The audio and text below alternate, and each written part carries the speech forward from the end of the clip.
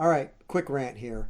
I am literally one of the last people in the world who feels comfortable coming to the defense of Donald Trump. There were plenty of things, especially going back to 2016, that I disagreed with him on, and that doesn't mean I wanted Hillary Clinton to win, but it's all besides the point. What's going on right now with the so-called left is so insane that I don't know what else to do but to actually stand here and do something that makes me feel uncomfortable, which is come to the defense of Donald Trump about something that he clearly is approaching from a sane perspective. So here's a post, I'm just going to read it real fast, that basically sums up what it is that I think the people who have turned this into just a political issue refuse to consider. So here we go. This is the COVID-19 issue in a nutshell. Worst case scenario. COVID has killed about 1/100th of 1% of the global population. And for context, cardiovascular disease kills more than 15 times that every year. So, over the past decade, it's killed more than 150 million people. And we're not making junk food illegal. We're not making people exercise. We're not making people stop drinking or stop smoking or prohibiting any of these other things because, it would save lives if we did that. Of course it would. But we're not doing any of that. So, all right, I went off track on my script here. Let me start over. Worst case scenario, COVID has killed about 1/100th of 1% of the global population. But here is the problem with that worst case scenario. More than 20 million people above 70 years of age, many in their 80s or 90s, who are terminally ill, or were terminally ill, were going to die this year with or without COVID-19. And the people who have structured this narrative have drastically inflated the COVID deaths by dipping into that annual mortality pool. Subtract those deaths, and the global death count is closer to 1/1000th of 1%. And that is considerably less than the seasonal flu.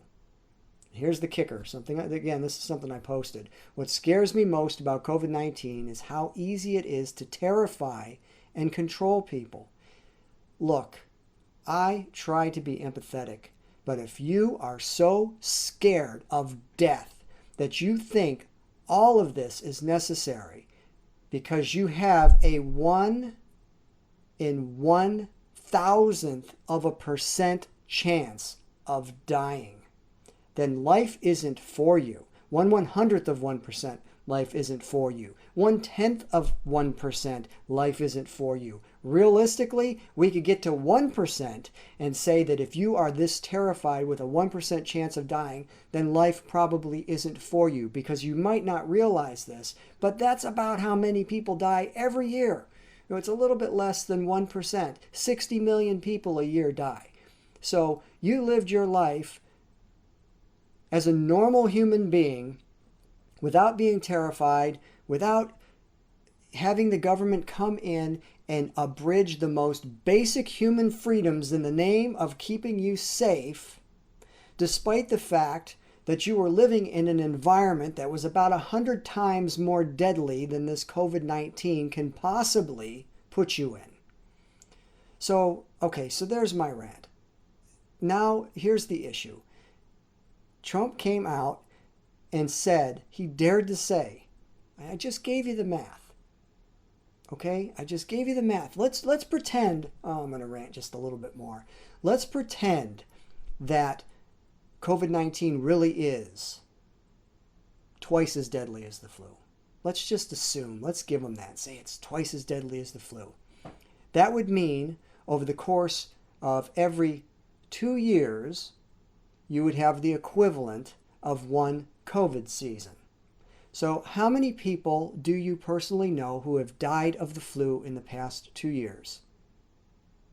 If you've been around for a while, how many people do you know who have died of the flu in the last 20 years? I am going to be 51 years old in January, and fortunately, I don't know a single person who's died of the flu. I don't know one person.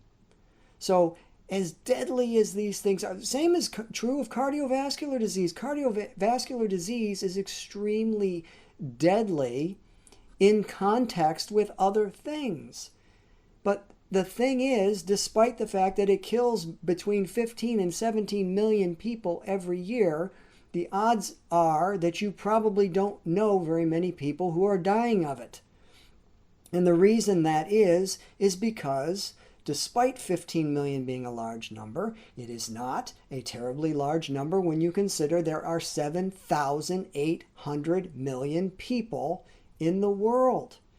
Something could kill 1 in 1 million people, and that would still be 7,800 deaths. I mean, and you could say 7,800 deaths is a tragedy. It is, but my God, we live life, and there are risks, and we die. It's not just about locking everybody in a prison cell and not letting them leave, and abridging freedom of speech about the necessity of the prison cell, and forcing them to do whatever else these people can possibly come up with, just in the name of keeping them safe. It's insanity.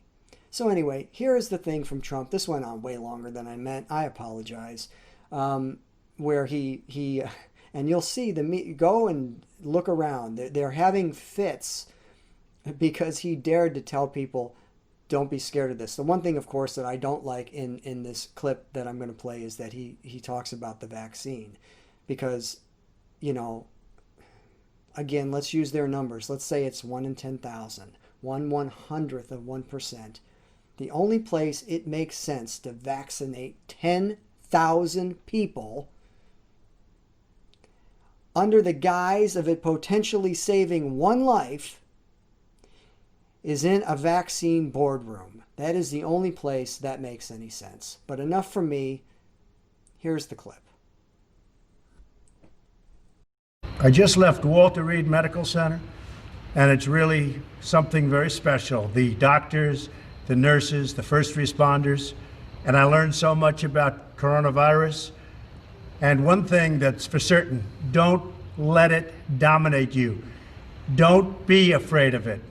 You're going to beat it. We have the best medical equipment. We have the best medicines, all developed recently. And you're going to beat it. I didn't feel so good.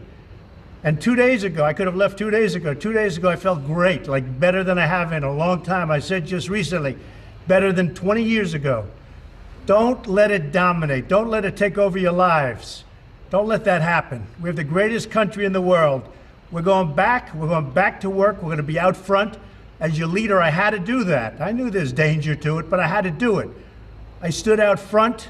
I led. Nobody that's a leader would not do what I did. And I know there's a risk, there's a danger, but that's okay. And now I'm better, and maybe I'm immune. I don't know. But don't let it dominate your lives. Get out there. Be careful.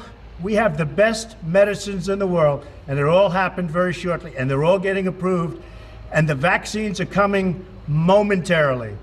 Thank you very much. And Walter Reed, what a group of people. Thank you very much.